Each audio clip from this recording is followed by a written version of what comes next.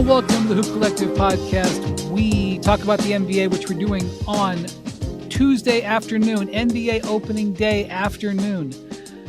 Joining me from Naples, Florida, I am now aware that this is his 31st NBA season. It doesn't look like a day over 28. Bobby Martin. Hello, gentlemen. How we doing? Another year, another storylines that will come out of this year. We don't know what storylines those will be. Joining us from New York City, where he'll be going to the Cavs and Knicks on Wednesday night for that big opener, is our man, Vinny Goodwill. What's up, Vince? That's nice. Season 15. 15. I think 15. If you're counting my years as a features writer for magazines, 18. Sure. Oh, you got to count 18. everything. Yeah. 18, I'm counting my internship year. You got to be kidding on. Yeah. We will be joined by Jarrett Allen from the Cleveland Cavs a little bit later in the podcast. I am coming to you from Los Angeles, where I am for opening week. And I kind of stumbled into national news getting to Los Angeles, and I feel like I should just tell the story real quick because I was quoted in the New York Times today about it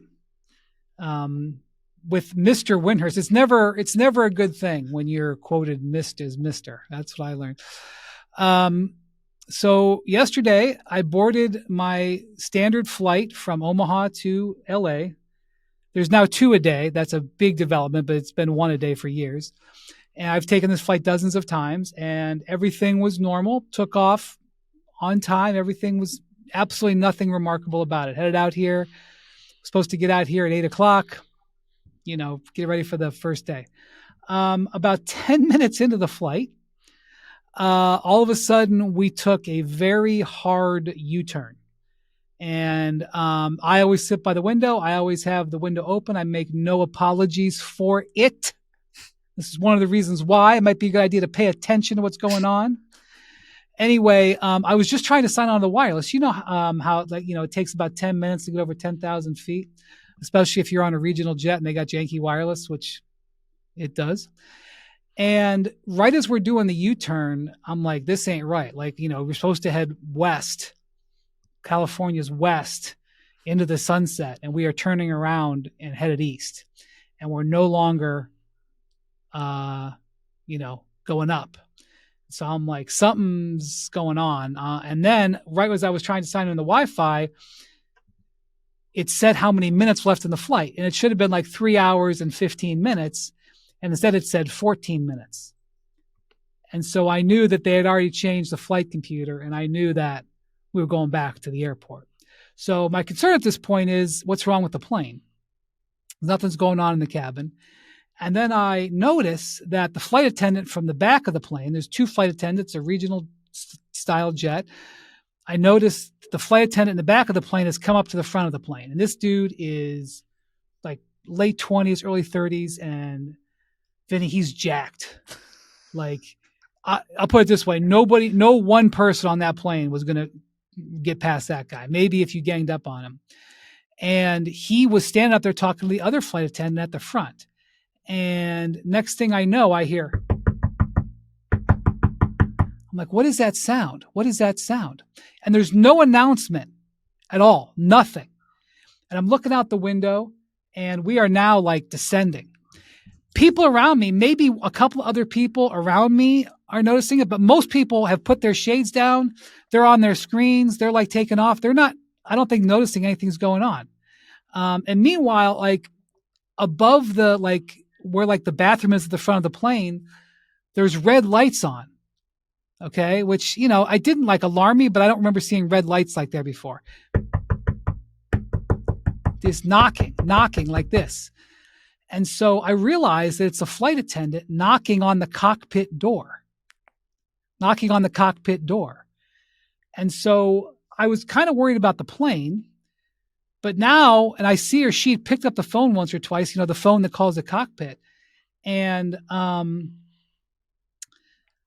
for a split second, I wondered, is there something going on in the cockpit? But then I realized we're descending. It's okay. And it already said that we were going back. The flight computer had already been changed to go back. I mean, they hadn't announced this. I just kind of deduced it. And so she knocked on it a bunch of times. And all of a sudden you hear the gear, you hear the sound of the landing gear dropping. And as soon as that happened, the flight attendants ran and sat down. The one flight attendant ran to the back. And that was when I think the people on the plane kind of were like, wait a minute. I saw a bunch of people put their window shade up, like, wait a minute, why is that happening? What's that sound? And so we're near close to the airport at this point. We make a left-hand turn to line up with the runway. I've made this turn 100 times, and I can see the runway, and there's emergency lights all over the runway, which I was like, that's for us. So I'm like, okay, but the plane is not, there's nothing happening with the plane. There's no smoke, no funny noises, no nothing. So now I'm thinking, I wonder if one of the pilots is something wrong with them medically, because nobody in the cabin is in trouble because the flight attendants are at the front, right? So we the airport is right on top of the Missouri River. You fly over the Missouri River. We land. No problem with the landing. So to me, the drama is kind of over. Like, I don't know what's going on, but like, we landed safely. Well, we immediately pull over to a holding pad, not the terminal. And as we're pulling into the pad, the plane gets surrounded by police. Now, there are also an ambulance there and a fire truck, but it's the police that surround it. And I can see out to the barrier road that's next to the with a parking spot there. There's more police cars coming in at speed. Okay. And this is not a medical thing now. So now I don't think the pilot's medical. It's now a police thing. But there's nothing happening in the cabin, and there's still no announcement, nothing. No one said anything. Okay. And so they rush upstairs to the door, like air stairs, and 3 cops come up on the door, and the flight attendant stands up and opens the door. And the cops come in, and 2 of the cops immediately go to the flight deck, the cockpit. And one of the cops comes right into the cabin. He goes, "Is everybody okay?" And I'm like, you tell me. we're all fine. Like, what happened? And so finally, that's when the pilot opens the door. And what had happened was the pilot lost communication with the flight attendants. Apparently, the flight attendants accidentally left the microphone open, and so the pilots were hearing like static and like wrestling around and whatever. And they were trying to get a hold of the flight attendants. The flight attendants weren't answering. The pilot said he tried 8 times, and then they hear banging on the door because the flight attendants couldn't talk to the pilot, and so the pilots declared an emergency and told the air traffic control. I'm looking forward. There's websites that like track air traffic control, and I'm looking forward to hearing what the pilot said, because the pilot apparently said that people were trying to break into the cockpit. So the thing about it is that I honestly believe that the flight attendants and the pilots were feeling way more stress than the passengers. There were some passengers who knew that were like the knocking was going on and may have been kind of aware. I was kind of aware loosely what was going on. And then when they got on the ground, when they got on the ground, like, I know that the pilot had the flight attendant's cell phone number. I know they did, but the pilot was not opening that door until it was the police. So you got delayed 4 hours. The flight attendants ended up like bugging off. The pilot stayed and flew us on to LA, but we got new flight attendants. I don't blame them. They were under stress or whatever. So yeah, I think everybody did what they were supposed to do, but it became national news, and I got interviewed. I got a bunch of interview requests because I did one interview at the New York Times, and people reached out to me because it was, the pilot declared that someone was trying to break into the cockpit. So that's how my season started, Bobby. It was like, remember that video when Klay Thompson was walking the streets of New York and they randomly interviewed somebody? So I'm glad you said that, because at the end of the New York Times interview that I did, the guy got a hold of me, and at the end of the interview, like he's like, "Can I get the spelling of your name?" You know, he was definitely not a sports fan or whatever. And I go, "Okay, just so you know, if you put this in the story, it might seem a little bit strange. So just so you know, Bontemps and McMahon would be all over my ass if they had heard me say, like, I kind of am a small public figure, you know." And Bobby, I thought about that, you know, like the person, you know, Clay talking about the scaffolding in New York City. Well, you don't want to give like a wrong name, and then all of a sudden now they're like going through like, was this person really on the plane? Right. Right, exactly. and then I did an interview with ABC local in Omaha, and the woman, and very typically of Omaha, she didn't know who I was. And so she's like, "Can I do a Zoom interview?" And I happened to be in one of our studios when I was talking to her. I go, "Okay. So I will do a Zoom interview, but just so you know, when the Zoom comes on, I'm going to be in a television studio wearing a suit and makeup. So don't like think that is like a weird thing or whatever." So, Don't think that's for you. That's what you were telling her. Essentially, yes. I'm trying not to be right, Vinny. I'm not. I'm just trying to, like, you know, if it was you in that role, right, you would not want to, like. All right. Anyway. Brian, you absolutely don't know me that well yet. I would make people as uncomfortable as possible in that spot. Do you have on makeup, sir? Why, yes, I do. This is a Zoom interview, right? For, you know, yes, ABC I heard it on Omaha, television. I dressed in my Sunday best. I got, yes. You know, I went out and got great lights. It's actually better lighting than I've gotten for this YouTube pod right now. Okay, so that's what happened. I'm sorry for that digression. We talk about the NBA. I was very brave during it. I was never, you know, profiles if anybody tried to come to the Wendy. cockpit, I would have been sending my wife the will is in the bottom drawer under my desk. Everything belongs to you moving forward. Yeah, I did alert some of our bosses because I didn't know if I was going to make it to LA. You know, I mean, I ended up making it, you know, like at 12:30 a.m. But I was like, you know, hey, this is just going on, and they were like, "Oh man, do you take some time?" And I was like A+ for managerial sensitivity. Yes, you were well trained. I thought they were going to send the Disney jet out to Omaha. To pick Thank you, Bobby. You need to represent me. That's exactly what needed to happen. Wendy, here's a cheat code. Here's a cheat code in terms of loved ones. If you send your loved one, whomever, the flight number and the whoever it's on, all they have to do is, it's basically a link. The 2 letters, the 4 numbers, it's a link, and all they have to do is click on it, and you don't have to do anything. They will see the exact flight path. Like, you don't send them anything from the airline or anything. You just send them DL, blah, blah, blah, blah, blah, blah. And when they click on it, they will see that your flight turned around. Like, if your wife had seen that, she'd have saw that your flight had turned around and would have been going bat crazy trying to figure out what was going on. I don't think my wife was. If my wife tracked every one of my flights, that's all she'd be doing, would be tracking that. No, she was worried about it. The thing was, I told her after we landed, because I kind of thought the drama was over. I was like, hey, just so you know, we returned to the airport. Because I was like, you know, I may be coming home in an hour, basically, is what I thought. And then all of a sudden, the police start surrounding it. And then so now I'm texting her like real-time updates. That's when she got worried. So, anyway, so Bobby, Monday was, by the way, I had just gotten off the phone with like 4 agents.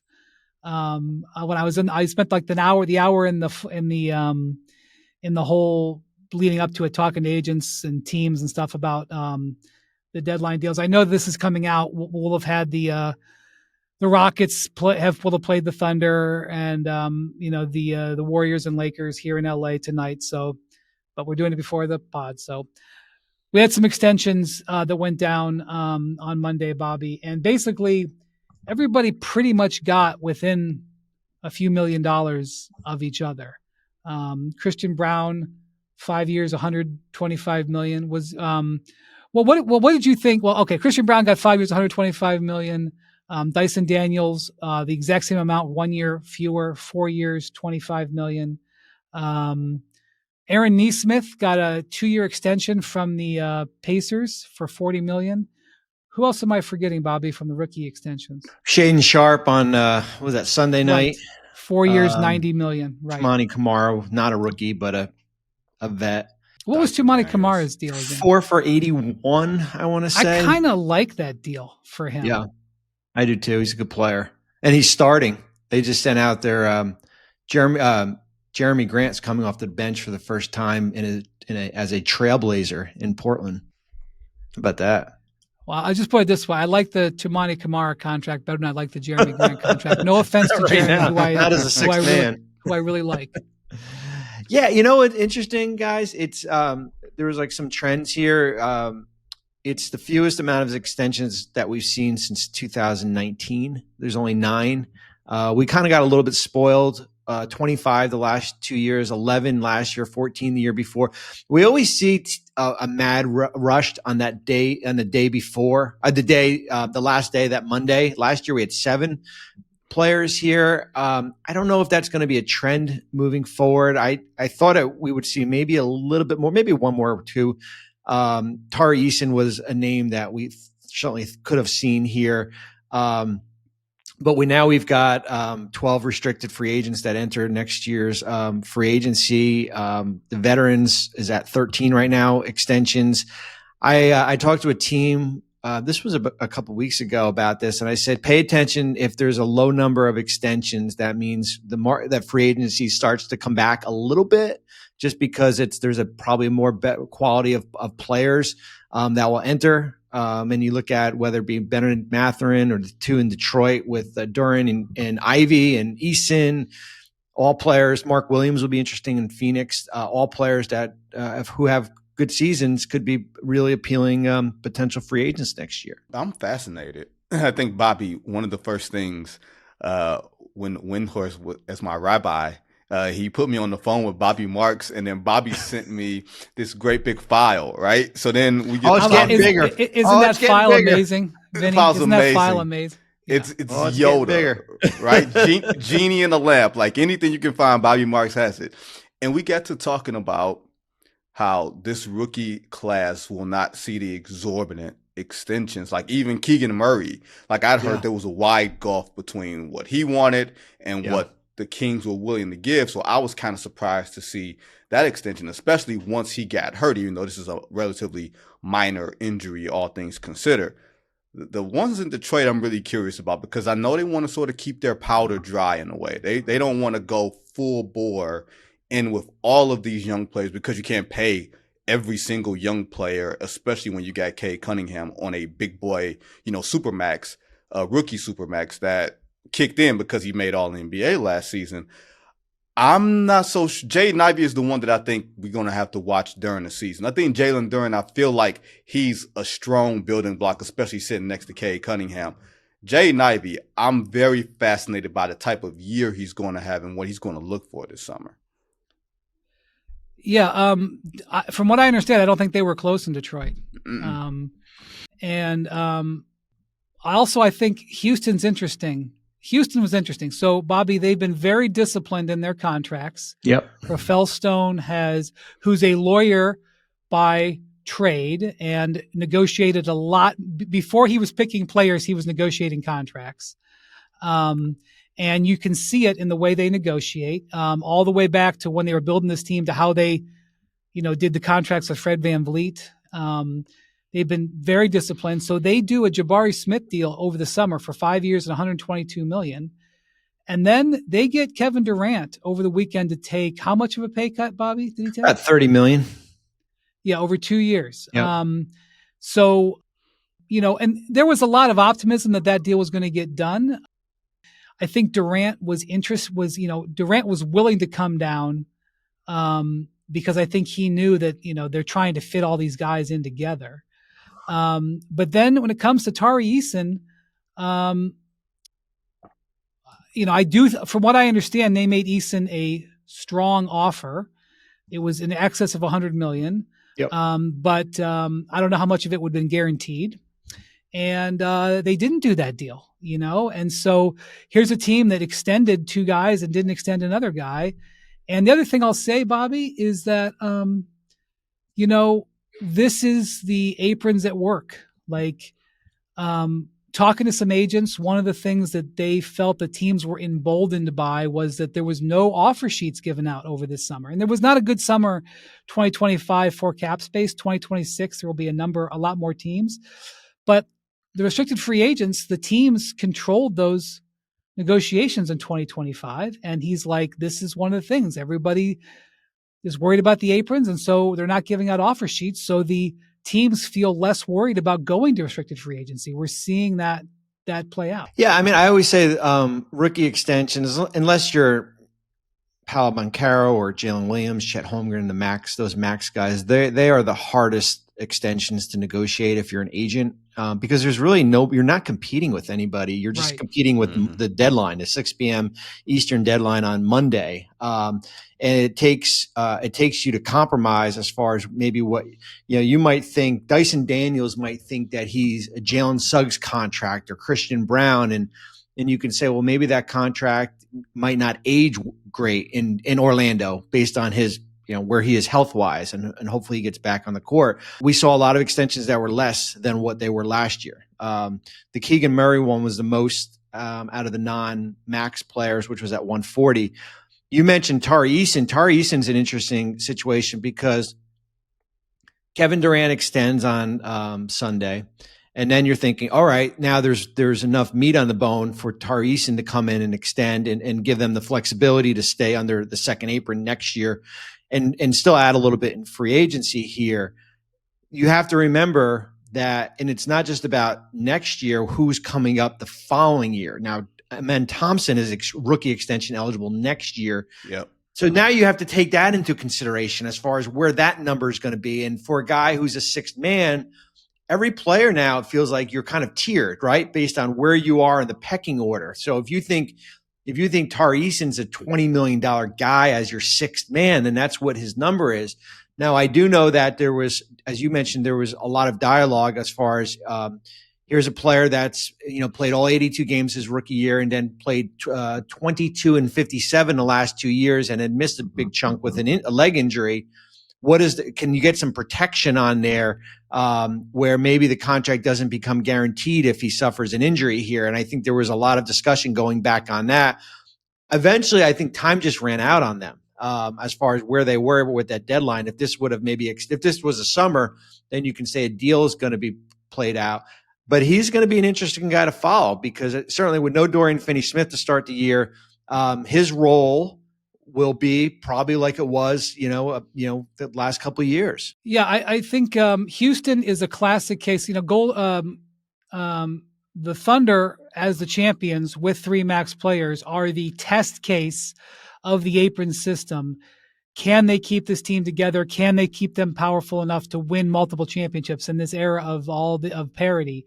But the Rockets are right behind, Vinny. Like they are under the gun to try to keep these pieces together. And they obviously have to plan on who they got to pay, including Amen Thompson, who's eligible to be extended next summer. And this is what top organizations now have to do.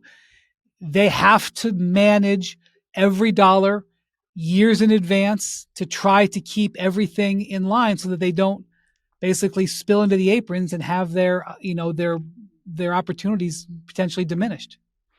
And it feels like, and Bobby, you can tell me if I'm wrong, the philosophy used to be pay the players, worry about the bill later, like before the aprons kind of came into effect. So if you had to wind up dumping some of your players and you could sort of rewind the clock, so to speak. But now there's fewer of those transactions to be made because even if you're a bad team, you want to keep your powder reasonably dry so that you don't approach the aprons. You don't want to have your ownership coming down and telling you, hey, you've got a relatively big payroll and you're winning 25 games. How does this make sense?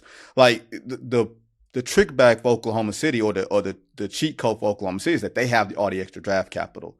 That if they have to wind up unloading other players, I think Houston still has some draft capital there. They didn't give up everything for Kevin Durant. They still have some. That's why they'll forever be mentioned in the next superstar sort of Giannis Antetokounmpo. Like anytime somebody's name comes up, like Houston will be involved in it. But to me, like even just the basketball, like when you get Kevin Durant, even if it's a 2-year extension, the clock is up now. Like, you have to start winning like yesterday. Like, whenever you look at any team that's acquired Kevin Durant over the past 6 years, it's been under the guise of, we have to win a championship now. The Brooklyn Nets, the Golden State Warriors, the Phoenix Suns, now the Houston Rockets are taking that on. And he's older. Granted, he's taken that haircut, but that's still under, like, you still got, like you said, you got a man Thompson to pay. Like, you've paid Jabari Smith Jr. And a lot of people were a little bit surprised at the number. But I was okay with the number, but I also understand why Tari Eason's probably looking at his teammates saying, can I get that type of love too? Like, that's the problem, that when you have guys up on the same type of deal at the same time, guys start comparing themselves in their own locker rooms. Well, it's like NIL. It's like, who gets what NIL money in college. We've seen some colleges basically. I remember listening to a football coach at Maryland saying, like, why this team didn't play well is because everyone found out how much they were making. Like, they found out how much the NIL money with each was getting here. I would say this about the apron. I think it's made teams nervous, and it's more about it's interesting. Like, teams are nervous, Brian and Vinny, because what happened with Dallas last year. Like, there was a point in March where Dallas was on the verge of potentially forfeiting a game because they ran out of bodies, because they were only like $50,000 below the first apron, and they couldn't sign a player. That's the concern when you look at some of these teams that are either, whether you're in New York at I don't even know 150,000 below the second apron, or Golden State, or the Lakers and Clippers in Houston here. Like, Houston, Fred VanVleet gets hurt and they can't go out and sign a player because they're $1.2 million below the first apron here. So it's made teams. It used to be all about, well, we'll just pay the tax, right? We'll just pay a luxury tax. That used to be the bugaboo.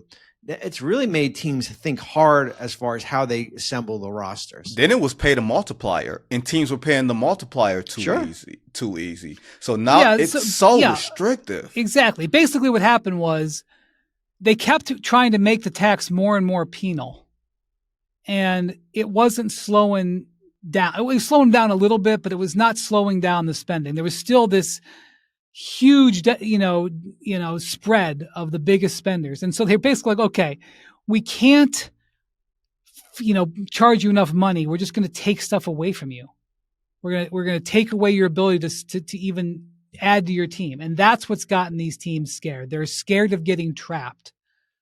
Unless they're not like the Suns, but even the Suns have dug out of it a little bit, but, and so that's what we're dealing with. And, that it's showing itself all over the place, and it just showed itself in this negotiation. Although a lot of 9-figure deals were given out, and these guys are all like,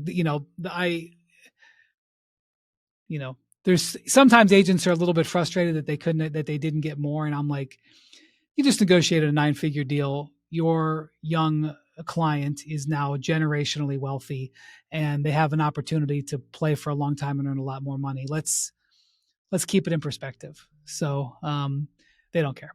All right. So Vinny, I want to ask you about, so you're going to go to the Knicks game. Yes. So the reason that the Knicks and the Cavs are deemed the favorites is largely because of health. Because it was Milwaukee that had Lillard and Jason Tatum in Boston, and obviously Tyrese Halliburton in Indy. But they are not. Neither of these teams are starting off great. And the Knicks have had, in terms of health, the Cavs are missing 2 guys who had surgery: Darius Garland, Max Strus. But some weird stuff going on with the Knicks. So the first game of the preseason I was at in Abu Dhabi, Josh Hart tweaked his back. He tweaked his back so badly that he was in so much pain that he heaved the ball into the stands and got ejected. And the Knicks were like, oh, no, he's not out of the game because of the back injury. He's out of the game because he got ejected. Well, he's barely been seen since. He has not practiced, and we know how important he is. And then there's this weird situation with Mitchell Robinson. So Mike Brown is on the record repeatedly over the last week that even though Mitchell Robinson is missing games and missing practices, that he is not injured and that this is going to be a maintenance situation. He's just having maintenance. But he's going to maintenance his way all the way to miss the opener. Like, I don't know if they put out the injury report yet. But It's out. Shams out. Shams reported both are out for the Wednesday game. Okay. By the way, Bobby, like, is that? Are we already working We're on already at violating load the rules? management with game one? Well, I can't prove that it's not load management, but I'm highly skeptical that it's load management because you don't miss a week in October for load management. I'm sorry, but Mike Brown keeps saying it. And I think we should just point out that this is Mitchell Robinson's contract year. So everybody's incentivized to keep certain information to themselves. But Vinny, I'm alarmed. I'm completely alarmed. For one, there's this thing called Tibbs miles. You ever heard of Tibbs miles? Like, I have. Highway miles and city miles. There's Tibbs miles. Jimmy Butler got them. Derrick Rose got them. Lou Aldeng really had them. You know what I mean? Like Lou Aldeng had a spinal tap. That almost, you know what I mean? Like, these things are Taj Gibson. Thank goodness he's still like standing and, actually like was playing last year. Like, we talked, Josh Hart led the league in minutes last year, guys. Like, there was games that he didn't come out of, and he already had the surgical procedure on his finger, and that's going to bother him all season. He's just been messing around with that. And secondarily, guys, have you ever met somebody who used to have a bad back? Because I haven't. You meet somebody with a bad back, they got a bad back for life. Like, that's not something that you just that magically gets better as time goes on. Like, you may have a strain or something like that, and then you play through it, or you rest or whatever. I'm not sure if that's what this is. This feels like cumulative injuries. This feels like, man, this guy has played a lot of hard minutes, and he's the healthiest of the two players, because Mitchell Robinson, let's count the games he played. 17 last year, 31 the year before, 59. That's, if my math is correct, and I'm not good at math, Smokey, all right, but I think that's around like less than 100 games in 3 years, and you're asking him to be your starting opening night center. Well, not anymore. Your starting center for the entire season in this newfangled Knicks lineup, new offense, new coach, high expectations that they have not had since, let's see, November of 1993. Was that right? Is that the number? Wow. It's incredible. Yeah. I mean, well, the Knicks could probably say, well, that's why we're holding him out, because we know he's had these injuries, but something doesn't smell right with that. And then, did I miss anything, Wendy? No, I will say, I don't know what to make of Karl Towns' comments. I saw the quotes, and then I specifically went and looked at the video. But Karl Towns was asked sort of a benign question on Monday about the Knicks' new offense, which is going to be more high tempo, more passing, less Jalen Brunson dribbling. And by the way, when you talk about a pace offense, it's not just getting the rebound and then running real fast to the other side. It also is within the half-court offense, you move faster. That's part of what Mike Brown wants. Number one, he had success with that when he got to Sacramento. Number two, I think they want to make them a little less predictable and a little less reliant on Jalen Brunson. If you take at face value that they want to load manage Mitchell Robinson from October 22nd, you can take at face value that they want to load manage Jalen Brunson, who was clutch player of the year last year because repeatedly, game after game after game, he put him on his back and carried him. And so they're looking to load manage that stress level as well, not just the minute level, but the stress level. Okay, so Karl Towns got asked about it, and he just said, to be honest with you, I don't know where I fit in the new offense. And look, I just wanted to make sure that it wasn't just a throwaway line, because a lot of times body language and the nature of the question and stuff. But then I went and watched it and I just kind of like scratched my chin and was like, I don't know what to make of that. But it wasn't like one thing I won't make of it is an endorsement of how everything's going with that. So I see everybody excited about the Knicks, and I agree with you. I do think that there's good vibes in general, but are people hold on, Wendy? Are people excited about the Knicks, or Stephen A is out there saying they're winning the whole? I think people are excited because it's almost by default, right? It's almost by default on what is left of the Eastern Conference. I think that like if I was Cleveland, I'm excited because, listen, I know what I've done during the regular season, but there's also that question like, hey, can we win a playoff series in the second round and beyond? I think that if Boston and Indiana and some of these other teams were healthy, they'd be like, whoa, like, I don't know where the New York fits in the Eastern Conference pecking order. It's almost like kind of like a default based on where everyone else is. I was going to say, Wendy, the litmus test is, if you put the Knicks in the West, how high would you have them? That's a great one. They're you know, they could be a top 6 team. They're fighting for it though. And that's the thing. You're possibly fighting for a top 6 seed in the West, while in the East, everybody's saying we're going to be somewhere in June. Now, Stephen A is a NBA Cowboys fan, essentially. Like the Knicks and the Cowboys are essentially the same. So you can't take anything he says emotionally with face value.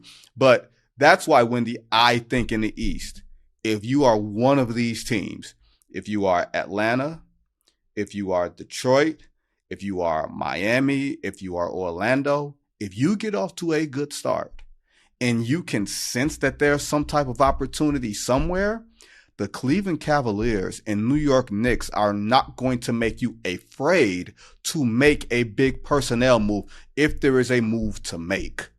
Well, along those lines, let me point out, is it possible that the team, that the contender with the healthiest roster for the start of the season could end up being... Don't say it. Oh boy, Philly? Here it comes. So, like, look, Joel Embiid will warm up and maybe he'll play Wednesday in Boston, okay? Paul George is not playing in the opener, but he's going full speed at practice. He's soon coming back. Bontemps was telling us the other day the vibes are so much better.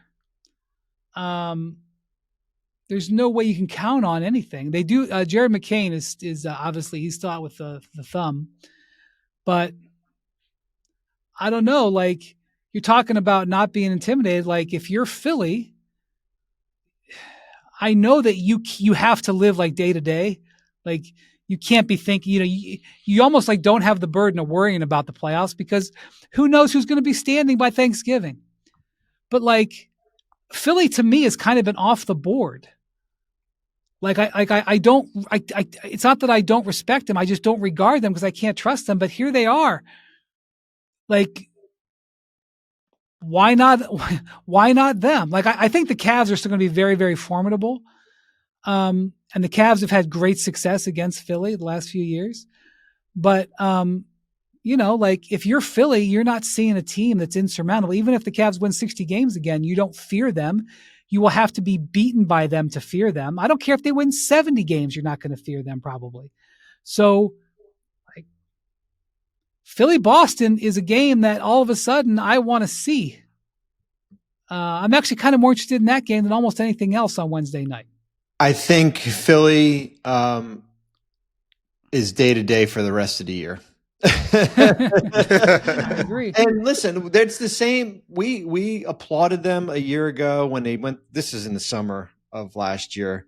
What they went out and did. They were the sweethearts of the offseason. They were the big winners. And then I remember going on SportsCenter during in the early part of the year and be like, the Eastern Conference will keep them in it.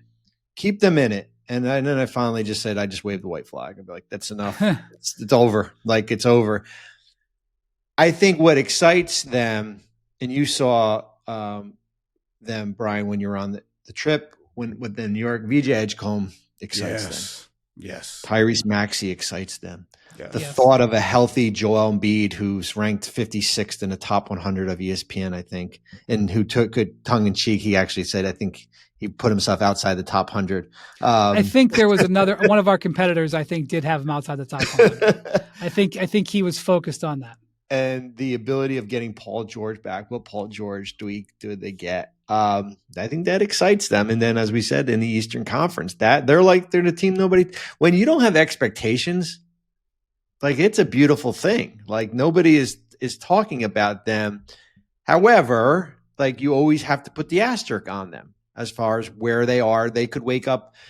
They could be 10-3 to start the season, and they might wake up in mid-November and Joel Embiid's knee might be swollen. So I hope that's not the case, but they do have the potential to be one of these teams we're talking about in the Eastern Conference, up there with some of these, the New York and Cleveland, or maybe Detroit and Atlanta and Orlando and Miami, maybe even Milwaukee, to say.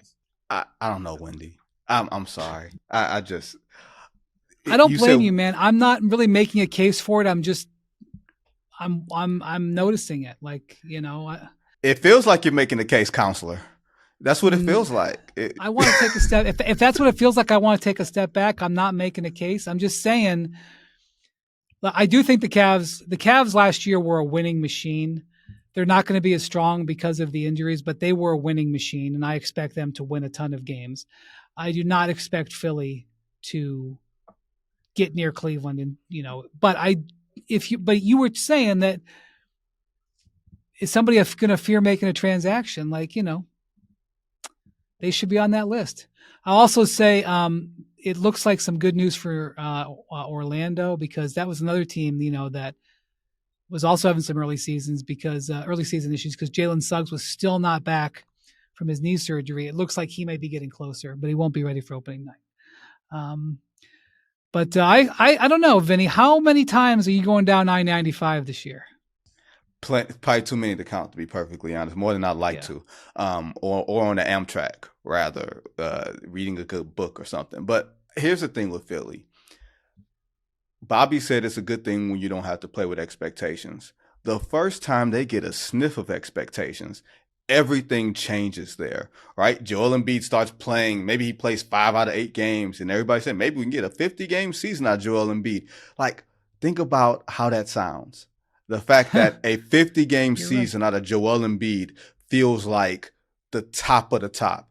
Think about the fact that Paul George went through one of the most debilitating injuries we've ever seen over a decade ago. To some degree, it's a medical marvel, a medical miracle. He's still playing. But with that said, true. How much can you reasonably expect from someone to be maybe your second best player, maybe your third best player, but most certainly your most important swingman defender at that age in the injuries that he's had? Now, if you're selling me on Tyrese Maxey pushing the pace, VJ Edgecombe, those two guys playing a completely different style and that catching people off guard, Wendy, I'm here for it. But if you're telling me about Joel Embiid and his health being a wild card, I think we know what his health is. The wild card is if he's healthy. The wild card is not the health. The wild card is if he exceeds expectations, and I don't know if I can believe in that. I can't pick apart anything you just said, but I also know that when he's right,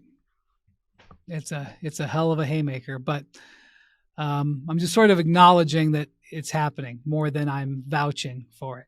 So, all right, we thank you very much to Bobby and to Vinny. We'll be right back with Jarrett Allen.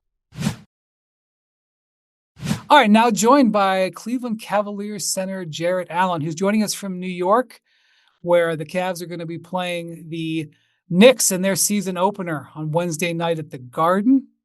Jarrett, how are you doing? I'm good. Appreciate you having me. I'm good. How are you? How many years is this now? 6, 7? 9. God. Been here 9 years now. Man, time flies. So right. I know your style. So your fans all know this. So I hope I don't mean to patronize them, but you start the season off with a haircut. And then as the season goes on, I feel like you have, like at the All-Star break, have you trimmed it up? I feel like that's happened in the past. Yeah, it's a lot to take care of, a big throw like that. So maybe keep it lower this season, maybe not. I Oh, don't I know. see. Yeah, with year 9, we get it. We know what you can Yeah. do. We know what you can do. Right. So obviously, you guys had an amazing season last year, and you didn't get as far as you wanted. When you guys got together for the preseason, um, you guys got together in LA, I think. Evan Mobley and maybe Donovan, I don't know, put it together. But what was the what was the mood like for the team when you guys got together? First, it was just like a reunion thing. Everybody gets together, everybody's happy to see each other again, and we're just getting to catch up about everybody's summer. But at the same time, there's, a little chip on our shoulder and a goal in mind to try to get better. It's kind of hard to get better from 64 wins, right? Like that's a challenge. It's one of the things you guys have talked about. It's like, well, Right. okay, we didn't win the championship. All right, we're like 20 on other teams. We didn't win the championship, but we're not going to like throw everything out. We did pretty well last year. So like I know I felt that sentiment watching some of the stuff that you guys have said in the preseason. Right. I mean, like you said, there's 29 other teams in this league, and there's so many other teams that possibly could have won the championship. It just wasn't our year last year. But we have pieces back. We have a nucleus of this team that we know that can win a lot of high level games, and that's what we plan on doing this year.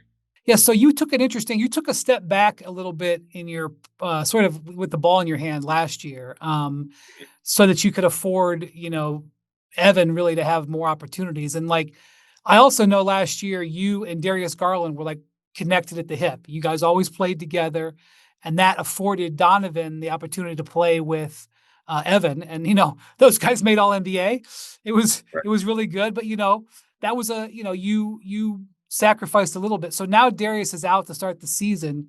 How does your role look different with that having changed? Right. It changes a little bit. I have to step a little bit more, maybe not handle the ball more, but maybe have some sets played through me, play with Donovan a little more. Just being able to do anything that I can do to help the team win. Like you said, that's what I did last year. I had to take a step back so that Evan can shine. And it turned out excellent for him and the team. And honestly, I see myself as a utility guy. Just wherever you need me, I'm there. Yeah, I mean, you've been an all-star in the league, you're well respected, but that is something that's a challenge to do. I mean, in Cleveland, they call you guys the core four, and you're Right. a founding member of the core four. But, it reminds me as stuff that I saw with championship teams I covered in the past, like with Chris Bosh, he was still an all-star, but he had to really change his game. Like this is sometimes what has to happen on higher level teams. There are guys who have to play that utility role. For the core four to be successful, we all have to take on different roles. My role might not be, the front running role, and I'm completely fine with that.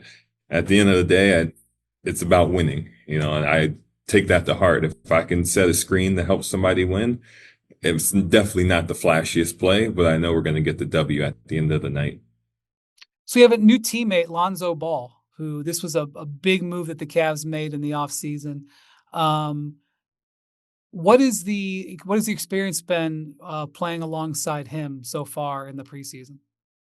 It's been good. Another 2017 draft class, another Oh, year right. nine guy. We're Right. all That's getting right. old over here, but it's been good. Grew up playing against them basically. Now we're on the same team.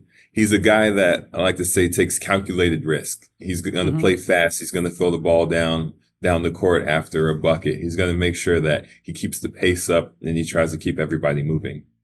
Yeah, I mean, it feels like, look, you guys have a lot going for you, but one of the things that you and Evan have to do is you have to protect your guards a little bit defensively. I mean, that's the structure of the team. Those guys protect you guys offensively with some of the stuff they do.